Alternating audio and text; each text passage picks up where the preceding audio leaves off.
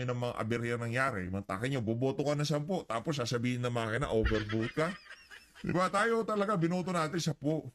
No? Kaya, medyo alanganin ho talaga tayo dito na kung ito pa rin ang gagamiting sistema sa 2024, malamang sa malamang, marami pa rin mga kabalaghang mangyayari dyan. Tuloy natin. Kapag manloko ang COMELEC ng data, huli agad ng transparency server. Pero anong ginawa ninyo? Minases muna ninyo sa gitna para posible na ngayon na mabago yung pupunta sa transparency server. Therefore, posible na ngayon na yung mga nilabas ninyo sa inyong mga COMELEC servers ay manipulated na rin. Kayo na rin mismo ang naglabas ng mga VPN logs na yan at nakita ko na merong mga connection doon sa mga server ng before 7 PM COMELEC. Hindi nyo po maitatanggi. Kayo po mismo ang gumawa ng sarili ninyong pag-amin. Hindi nyo kayang palusutan yan ng kahit na anong explanation dahil ang taong bayan ay naiintindihan po nila ang mga paliwanag ni Atty.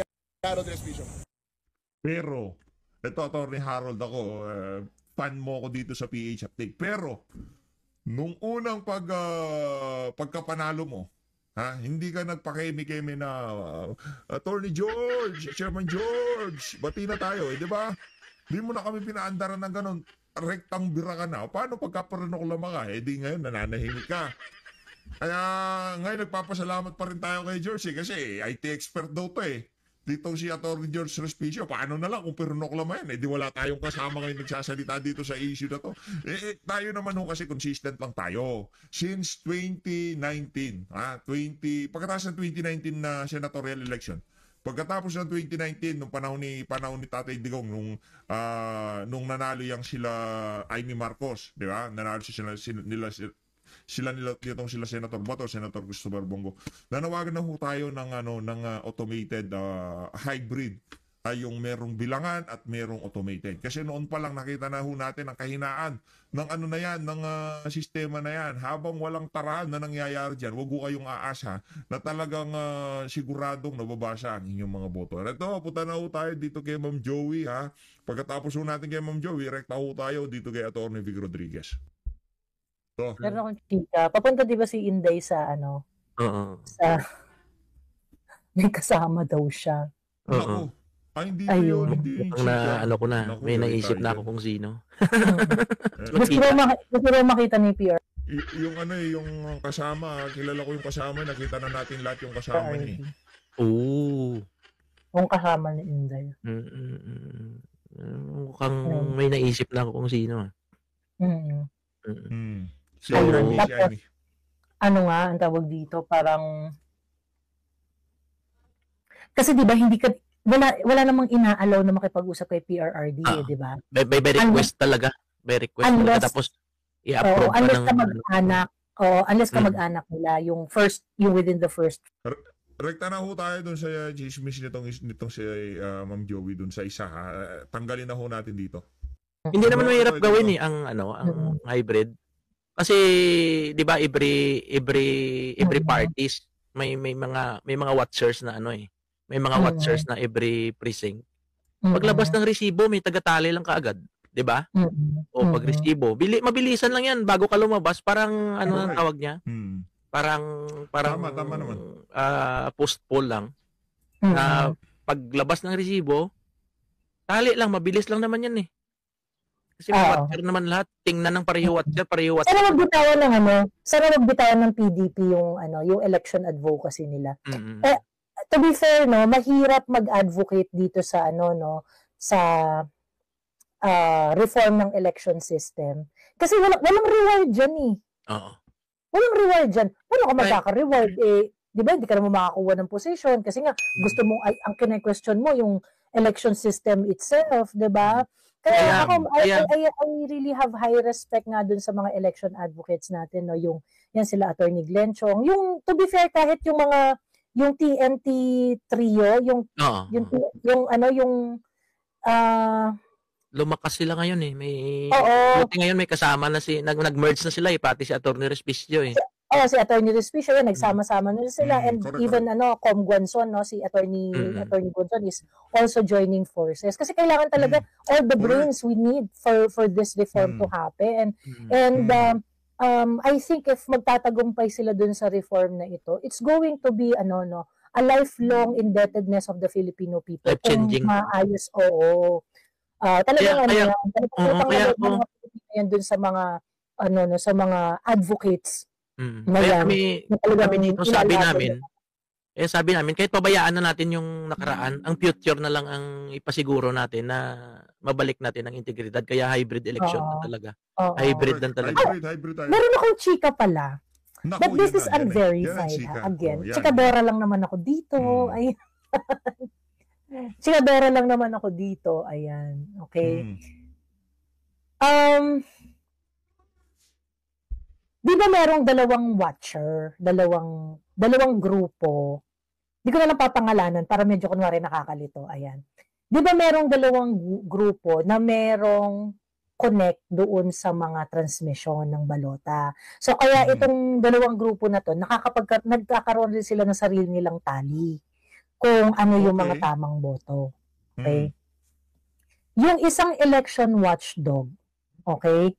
Yung isang election watchdog, sa bilang niya, sa kanyang sariling, sa kanyang pag-watch, sa kanyang sariling,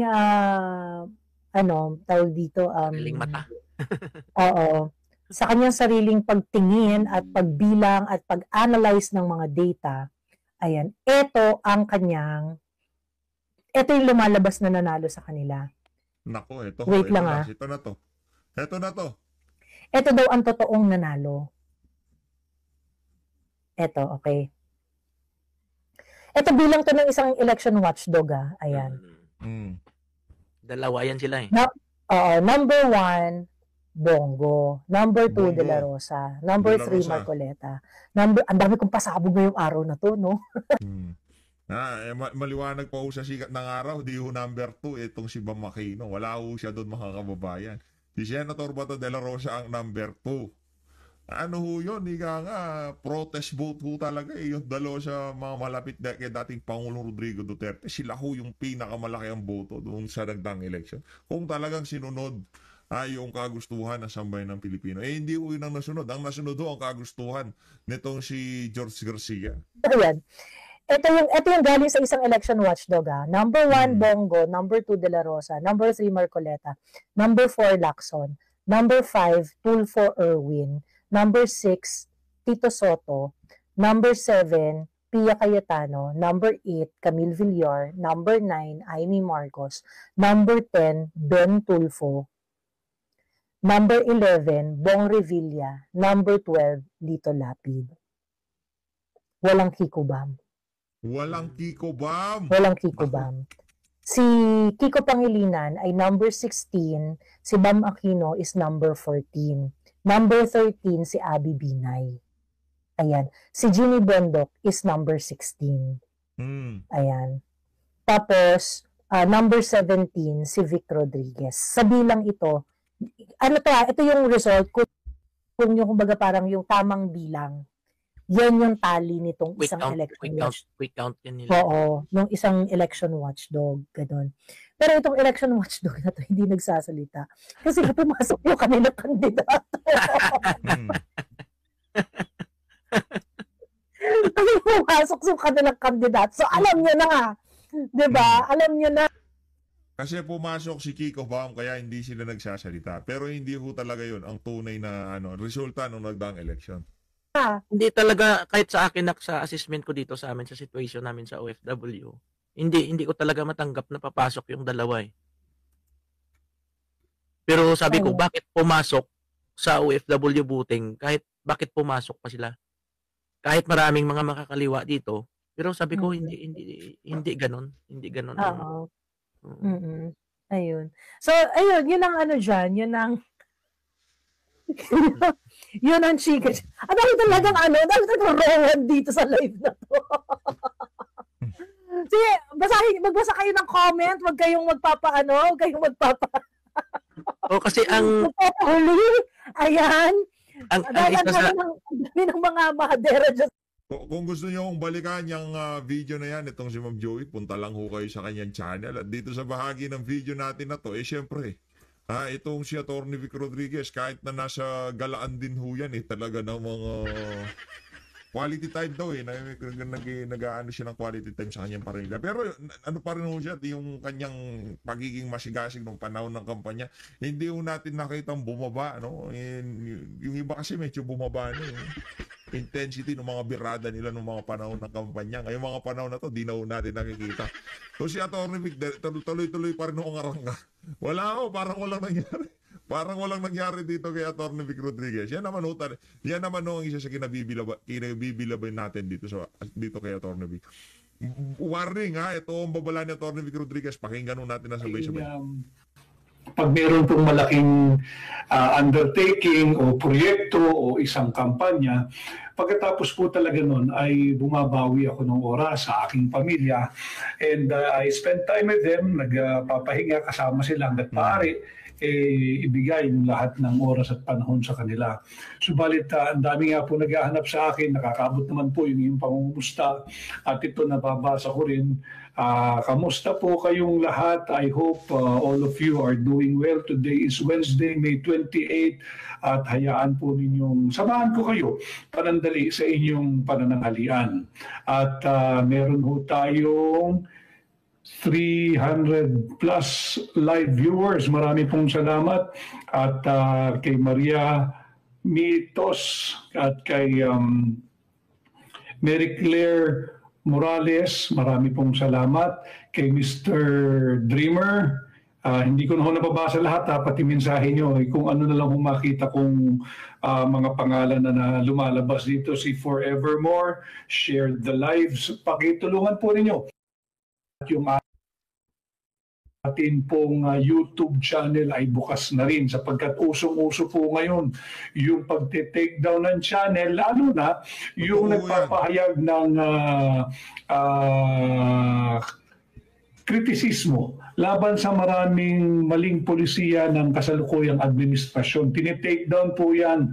Kaya po tayo ay nagpo-foresighting. Meron po tayo dito sa ating pahina, yung ating pong may blue badge at yung ating pong YouTube channel. Sana ho ay matulungan din ninyo mag-like, share, and subscribe po kayo. At ito nga po tayo. At sabi ko po sa inyo, last week pa, cosmetic change. Sabi sa inyo cosmetic change. Hanggang ngayon, isang linggo na, wala pa rin makikitang makabagong pagpapalit. Diyan sa ikinagalit ng palasyo ng Malacanang, doon sa aking naging pahayag na pakitang tao o cosmetic change lamang. Iyang sinasabing reboot o revamp. Anong reboot o revamp? Yung nagbigay ng zero funding sa PhilHealth, intact po sila. Yung nagsalaula sa ating 2025 national budget, huwag po niyong kalilimutan, intact po sila. Yung kumuha ng 60 billion pesos ng PhilHealth last year, intact po sila. Kanya dito natin makikita na cosmetic change lamang po talaga yung naganap na sinasabing reboot o revamp ng kanyang gabinete. Huwag po tayong maniwala roon. Ngayon, yung mga nagagalit, siguro po dahil simula pa lamang ng pag-anunsyo ng balasa ay nabisto na wala pong patutunguhang seryosong revamp o reboot yan. Sapagkat yung mismong problema, yung mga nagpapirma kay Bongbong Marcos ng illegal, invalid, unconstitutional 2025 national budget, intact po sila Yung nagbigay po ng zero funding sa PhilHealth ngayon 2025, intact po sila. Yung kumuha po ng 60 billion pesos na pera ninyong mamamayang Pilipino, ng ordinaryong manggagawang Pilipino, intact po sila. At dito nga po sa ating pahinang Tinig, Maisog, maganda po yung naging column ni Bobby Tiglao. Pakisubaybayan po ninyo, pakibasa po ninyo yung travel warning ng Estados Unidos. Itong pinagbibida na matagal na raw nating alyado, pinaglalaban tayo, nag-issue po ng travel warning na huwag bimahe dyan sa Mindanao. At ikinagalit naman, syempre, ng aking primo, si Congressman Rufus Rodriguez ng Cagayan de Oro City. At sinasabi nga niya huwag tayong padalos-dalos. Bakit nag-issue ng travel warning? It will impact on the tourism ng ating bansa. Hindi lamang yung mga banyagang travelers o bisita, hindi lamang yung mga taga-Estados Unidos, sapagkat alam naman natin, pag nag-issue ng travel warning o travel advisory ang Estados Unidos, sinusundan din yan ng ibang bansa, ng ibang nationality o nag-issue ang Estados Unidos. Huwag daw po tayong bumahe dyan sa Mindanao sa lugar na nabanggit sa kanilang travel warning o travel advisory sapagkat delikado. Hindi lamang ho tayo apektado dyan doon sa mga biyahero o bakasyonistang taga-Estados Unidos. Pati po yung mga ibang nationality, siyempre, mababahala. Mismong Estados Unidos lang nag-issue eh. Talaga naman, hindi natin matatanggal. Sila'y pinakikinggan, sila'y sinusundan. Ganun din, it will also have an impact on our domestic tourism, yung ating mga domestic travelers. Sapagkat mangangamba, meron pong travel warning eh. Bagamat wala naman pong malalang kaganapan except meron daw pong civil unrest. Dapat yung civil unrest na yan inilagay sa tamang konteksto. Ito po ay bahagi ng karapatan ng bawat Pilipino na magsagawa ng isang payapang pagkilos upang ipahayag ang kanilang hinanaing, ang kanilang reklamo, ang kanilang obserbasyon sa kasalukuyang administrasyon.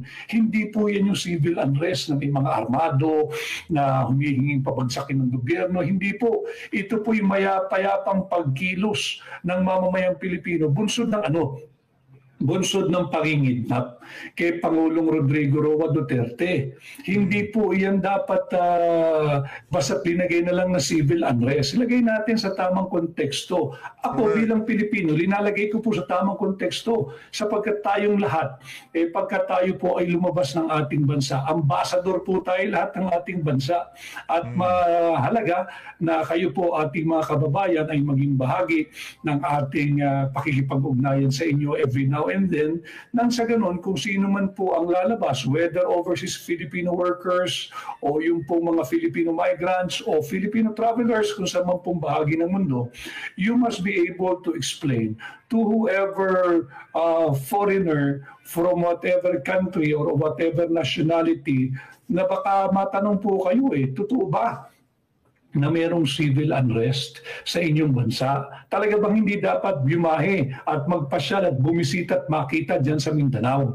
Dapat tayo rin na magpaliwanag na hindi naman totoo yung sinasabing civil unrest dyan sa parte ng Mindanao. Ito ay bahagi ng ating saligang batas na nakaukit at nakasulat at may garansya rin sa mga equally democratic country kagaya ng Estados Unidos.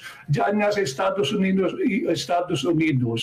mas violente po yung mga pagkilos protesta nilang ginagawa kung iahambing mo sa atin itong recent rallies na pinapakita natin yung ating hindi pagsang-ayon sa pangingidnap kay Pangulong Rodrigo Roa Duterte. Kaya ito po ay ilagay natin sa tamang konteksto at malaking halaga po ang mawawala sa ating turismo. Tama si Bobby Tiglao, yung napakagaling at respetadong kolumnista ng isang broadsheet, yung isang pahayagan. Sinasabi niya, dapat magpaliwanag yung Estados Unidos, anong basihan ninyo? Bakit kayo bigla nag-issue ng travel warning or travel advisory? At meron pa siyang isinulat sa kanyang kolum, mga kababayan, yung level 3. Yung level 3, inihambing niya doon sa talagang mga wala ng gobyernong umiiral. Napakapayapa po sa Davao City. Napakaganda po sa Cagayan de Oro City. Diyan sa Malaybalay, napakaganda po diyan sa Bukidnon. Para po kayong wala sa Pilipinas pagka yan ay binisita ninyo. Kanya unfair sa ating mga Pilipino na mag-i-issue lamang ng ganoon basta-basta ang Estados Unidos.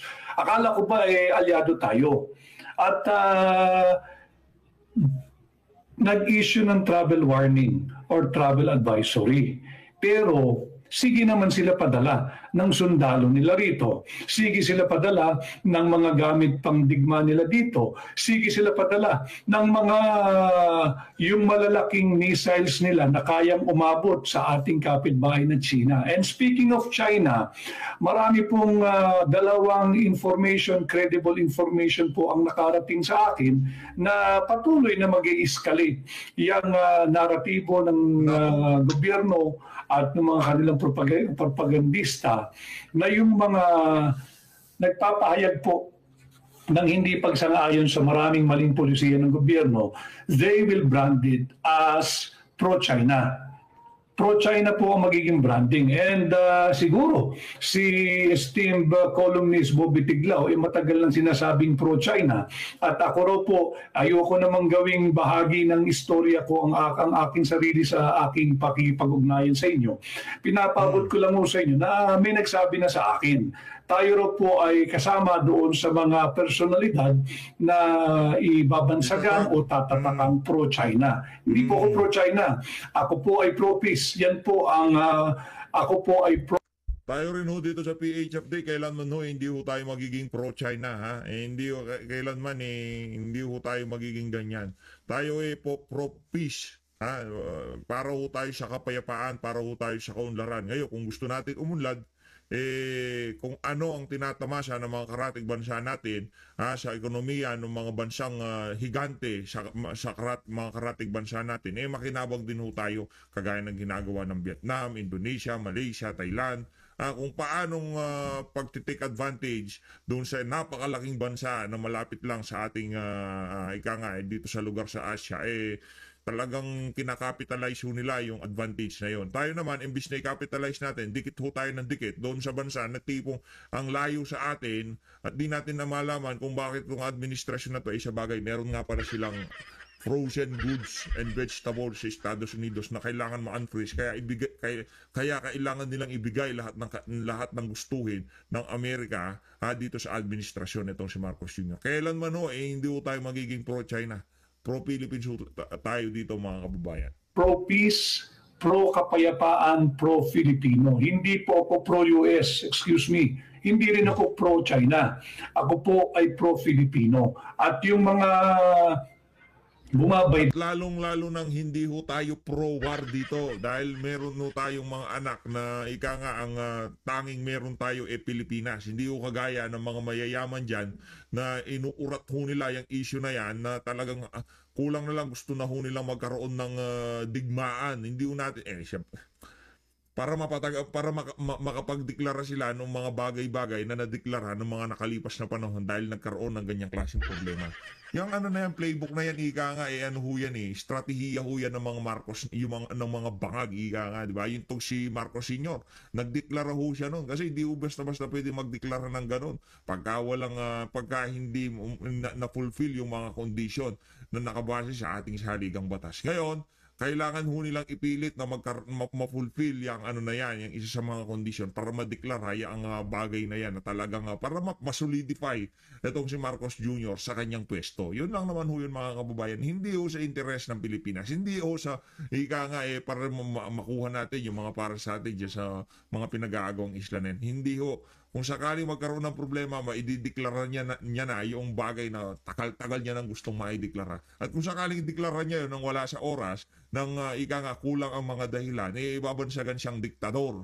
Babansag at ang ating mga kababayan magpa-flashback sa utak ng ating mga kababayan yung ginawa ng matandang Marcos at hindi ho magandang imahe yun para dito kay Marcos Sr. Kaya kung kailangan niya, kung magdideklara man siya ng bagay na yun, dapat talagang yung rason pagkakasunduan ng sambayan ng Pilipino o magiging popular sa karamihan ng mga Pilipino. Kahit ano pa yung dahilan na yan, basta dapat maging katanggap-tanggap sa sambayan ng Pilipino. Kung yan hindi katanggap-tanggap, hindi ho nila gagamitin yan para ideklara yung gustong ideklara nitong si Marcos Jr. Dito sa naratibo na pagka nagpahayag ng pagbatiko sa gobyerno sa pagpapahintulot sa paglaganap ng base militar ng Estados Unidos sa ating bansa at pagpapahintulot na ginagawang forward military or operating base ang ating buong bansa ng Estados Unidos at ang kanilang pag-escalate ng friction diyan sa China, sinasabi po nila agad na pro-China. Hindi po, ako po at maraming kagaya ko, kagaya ni Bobby Tiglao, kagaya nila Daniel Long, kami po ay pro-Filipino. Ayaw po namin ng digmaan at alam ko ayaw nyo rin ng digmaan sapagkat wala pong nananalo dyan. Paramihan lang ng namamatay at mamamatayan dyan sa digmaan na yan. Kaya po natin tinututulan, linalabanan ang pagpapalaganap ng US military bases sa ating bansa. Ilinalagay lang po natin sa tamang konteksto. Dahil po nag-travel warning ang Estados Unidos, turo lang po ng turo yan pero hindi nila silipin ang kanilang sarili. Ano ba ginagawa ninyo sa aming bansa? Bakit patuloy kayo nagpapadala ng sundalo, nagpapadala kayo ng armas militar, ng armas pandigma, ng gamit pandigma? Nariyan na.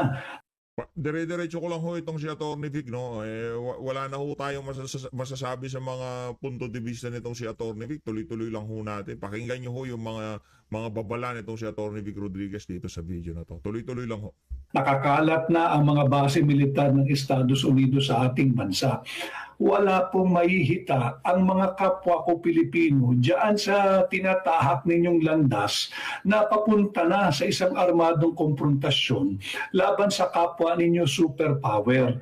Alam mo ninyo, ito sinabi rin ito ni Bongbong Marcos noong kami nangangampanya ng 2022, pagka bumahing daw ang China o ang Estados Unidos, mabubura sa Pilipinas, mabubura sa mapa ang Pilipinas. Totoo po iyon. Kanya dapat umiwas tayo.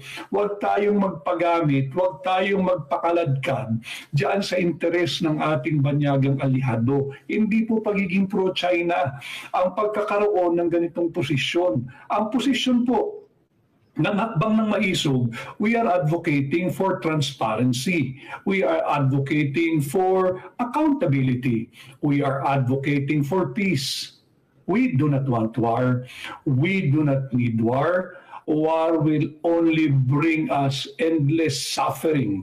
War will only result to millions of deaths sa ating mga Pilipino, whether tama ng bala o tama ng nabagsakan ng bomba or gutom. Unahin po muna natin yung food security. Unahin po muna natin, napapakain natin ng murang bigas ang ating mga kababayan. Huwag po tayong tumahak dyan sa laro ng Estados Unidos. Delikado po iyan. Delikado yan sa ating mga Pilipino. Delikado yan sa ating mga kabataan. Delikado rin yan sa mga darating pang saling-lahi. Marami pong problema ang ating bansa. Kanya, ilagay natin sa tamang konteksto sana yung naging travel advisory o travel warning ng Estados Unidos. Yung sinasabing wag pupunta diyan sa parte ng Mindanao. Kaya tama po yung naging positioning at pahayag at paninindigan ng isa ring maisog si Congressman Rufus Rodriguez, ang aking primo, na dapat patawag yung ambassador ng Estados Unidos pagpaliwanagin ano itong travel advisory na linabas ninyo na huwag magpunta sa Mindanao at delikado sa Mindanao. Napakapayapa po ang Davao City. Ang ganda po sa General Santos. Galing lamang po ako doon last week kung saan ako ay nakibahagi sa simpleng Thanksgiving ni Congresswoman Shirley Banyas na nanalo po bilang kongresista. Kasama ko yung mga mamamayan doon at sila'y nagdiriwang. Payapa po at tahimik At ganun din po sa Davao City. Galing din po ako doon.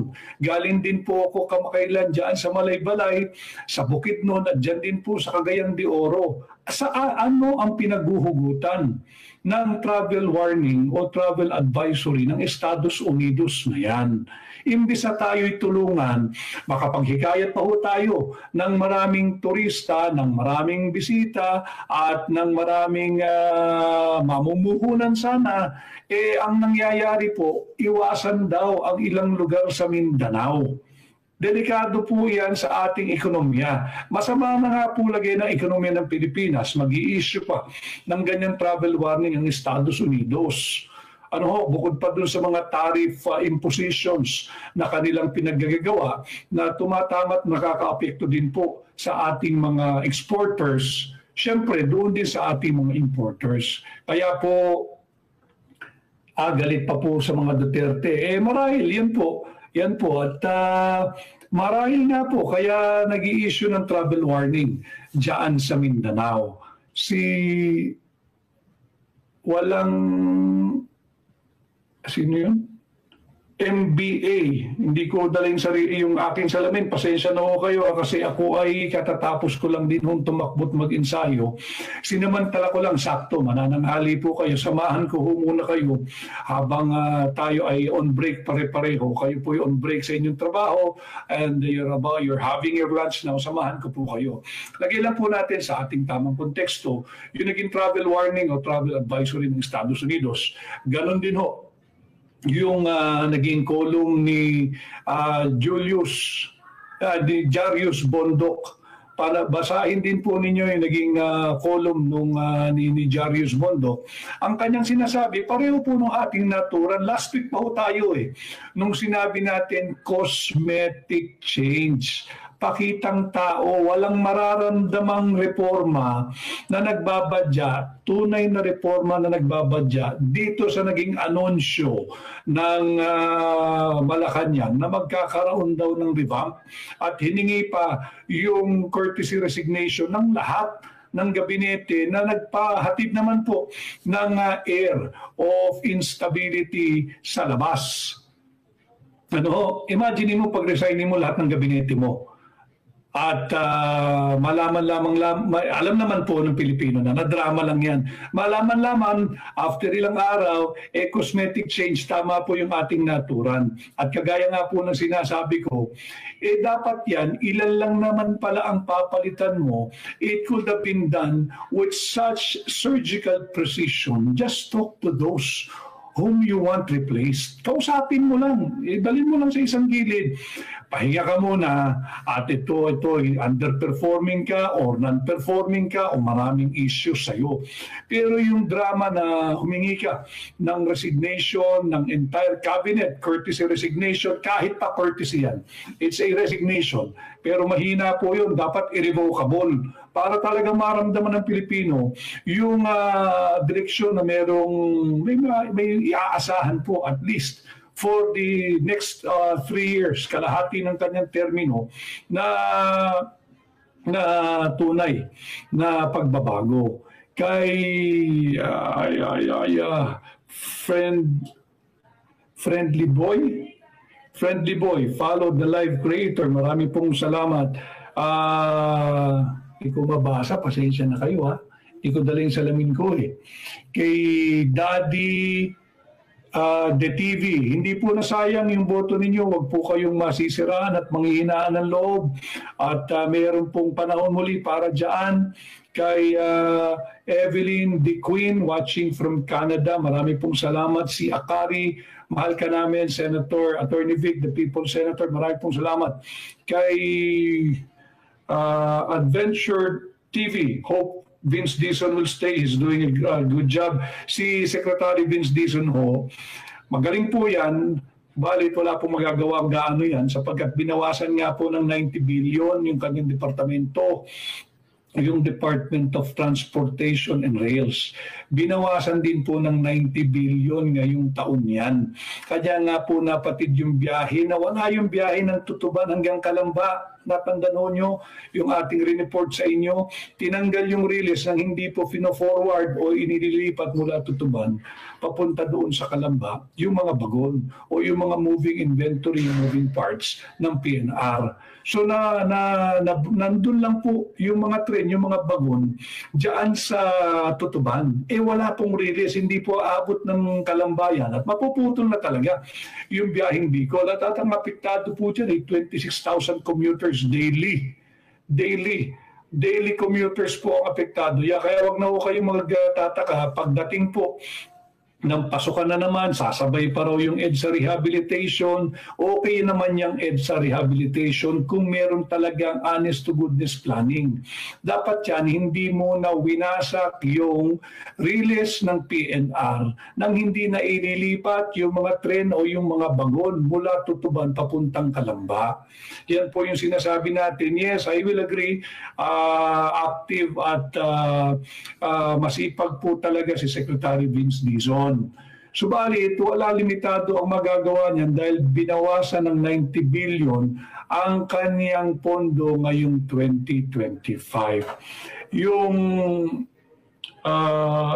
hindi ko mabasa tsaka mabilis sorry wala ako kung kasama mag-a-assist ngayon eh. Si Nel, ano yung sinasabi ni Nel? Ano ang tunay na dahilan? Nel, ako ay nagbitiw dahil nga papunta na sila sa direksyon ng korupsyon. At wala akong pinagsisisihan doon, kundi pati ako nadamay diyan sa korupsyon na nagaganap ngayon sa administrasyon. At I suggest, mukha ka namang merong kakayahan, magpunta ka sa Holy Book, bumili ka ng aking libro, yung Kingmaker, the hard copy. At mabasa mo, nandun lahat ng dokumento, nandun lahat ng ebidensya, at andun lahat ng pagpapatunay.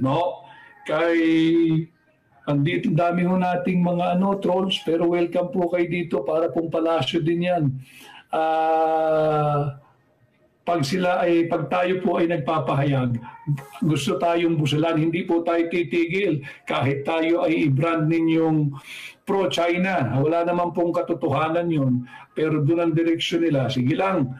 At wala na ho silang masabi na bago at patuloy na ibinabalik yung mga aligasyon na wala namang basihan.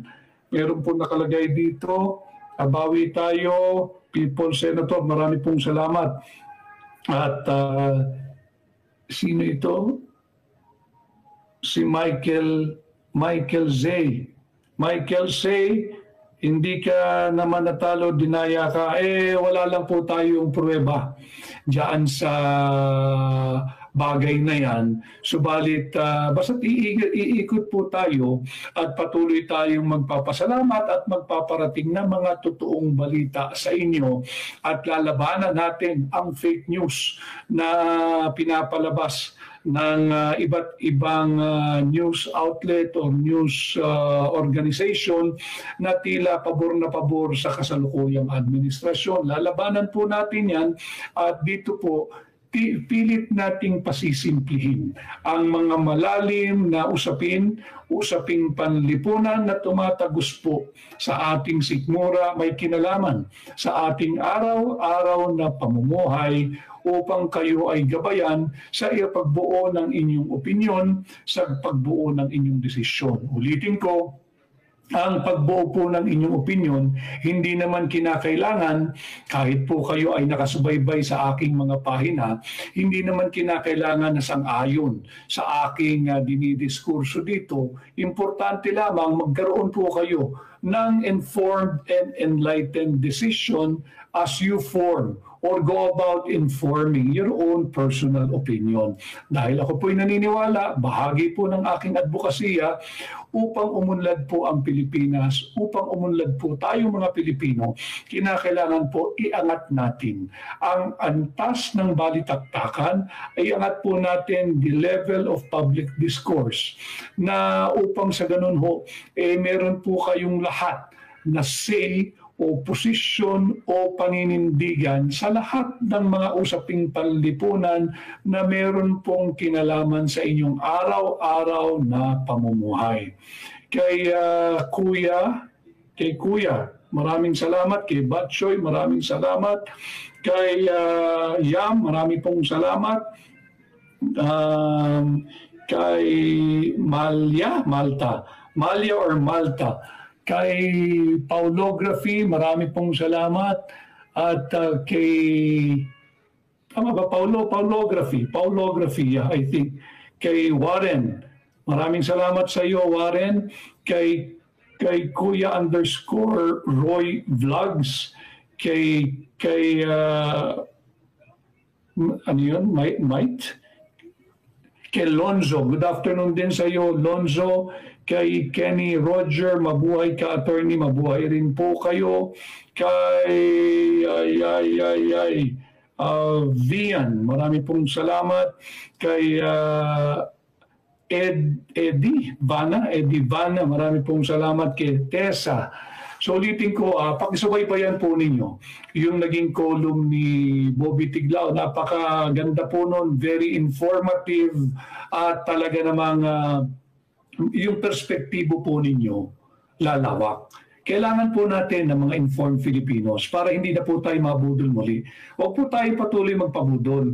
Meron pa naman 3 taon at kinakailangan lang ho maging aktibo kayo at ipahayag ninyo yung inyong mga tinig. Siyempre, nariyan din at parating na next week yung pagsisimula nung nagbabandyang impeachment hearing laban kay Vice President Inday Sara Duterte. At alam ho ninyo, nasa 19th Congress pa naman, naasahan sana natin na sa 20th Congress, mukhang hindi bibigyan daan ng mga bagong halal, whether re-elected, fresh mandate po, ibig ko sabihin ng bagong halal, yung incoming at yung mga balik Senado na nanalo po ngayong midterm, may fresh mandate po sila. Sa tingin ko, hindi makakalusot kanya minamadali dito sa 19th Congress. Subalit, sana pakinggan ng mga senador, senator judges, itong naging pahayag, very emphatic na pahayag at paninindigan ng mga Pilipino.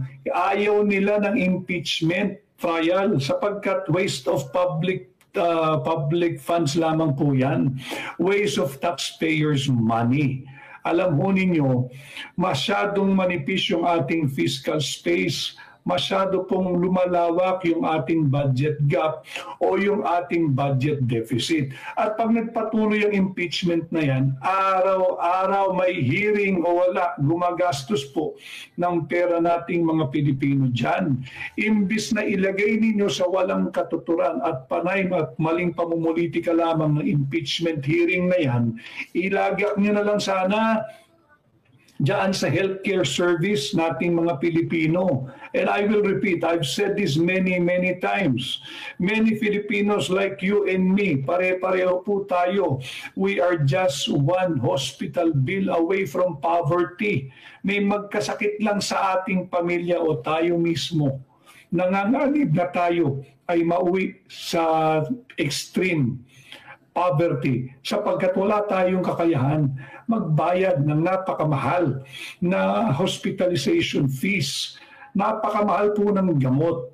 Kanya imbis na sayangin natin yung napakalimitadong pondo nating mga Pilipino diyan sa walang katuturan at napakamaling uri at napakaruming uri ng pamumulitika gamit ang impeachment process. Ilagak na lang po natin diyan sa ating healthcare.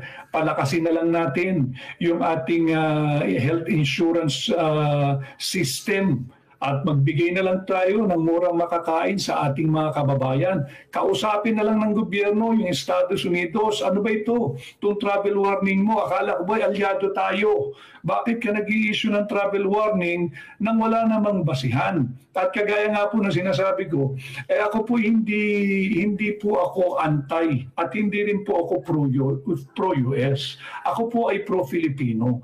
Yung binibida nila, binobola po tayo, binibilog ang ating ulo, binubudol tayo, na matagal na raw po tayong aliado at tayo hindi pababayaan.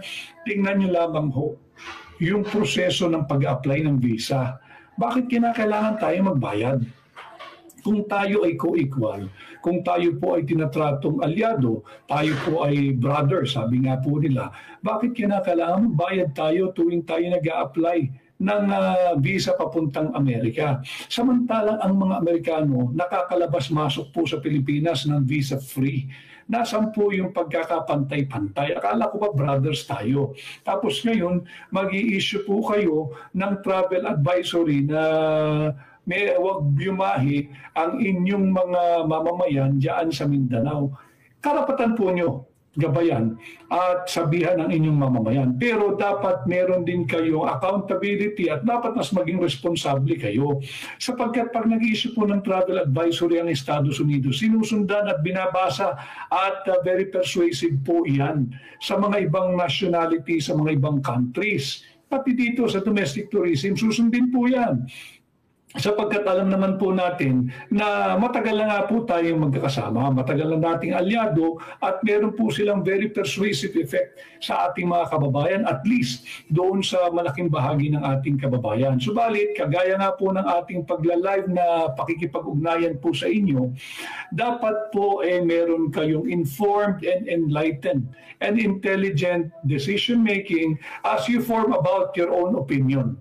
And again, hindi po kinakailangan na sang-ayon kayo sa aking opinion at yung napakarami pong mga trolls dito, panay po ang atake nila rito. Welcome po kayo at manood lamang po kayo nang sa ganon may matutunan po kayo na bago every time I go live as I go about in my direct communication sa mga bayan ng Maiisog dito sa Tining Maiisog. And again, I invite you please basahin po ninyo yung informative na column ni Rigoberto Bobby Tiglao at ganun din po ni Jarius Bondok. Makikita ninyo, magkakatugma po yan na yung kay Jarius Bondok, pareho po ng ating naging naturan last week, cosmetic change. Yung mga trolls po rito, hindi niyo po mababago yan. Cosmetic change. Kaplastikan, patuloy na pangbubudol. At yan nga po yung naging tugon ng Palasyo last week. Nasagot ko na po yan sa aking interview sa DZRH nung nakaraang Sabado. At ulitin ko lamang po dito, alam po ninyo, karapatan po ng lahat ng Pilipino magpahayag at magbigay ng kanyang opinyon sa kung ano man ang nagiging desisyon o patakaran o polisiya ng administrasyon. Bakit kanyo? Sapagkat trabahante lang po natin lahat yan. Trabahante lang po natin lahat yan. Ang sahod po nila galing sa buwis na binabayad ninyo. At yung mga wala pong trabaho, baka akala po ninyo hindi kayo kasali dyan sa pagbabayad ng buwis. Nagkakamali po kayo. Every time you buy something na meron pong VAT, yung value added tax, every time na meron po kayo nagpapakarga ng krudo o ng gasolina o ng kerosene, tuwing bumibili po kayo ng mga LPG, yung mga gas pangluto, meron pong buwis yun. Kasali po kayo dyan sa nation building. Kaya wag po tayong huwag niyo pong isipin na wala kayong perang kabahagi diyan sa sinasahod ng mga trabahante natin sa gobyerno. At yung mga kritiko, welcome po kayo dito. Welcome po kayo dito. Feel free to express your angst. Feel free to express your anger, your disappointment, yung inyong kontra-opinion sa akin. Libre po, mag-share po kayo dito. Welcome po kayo dito.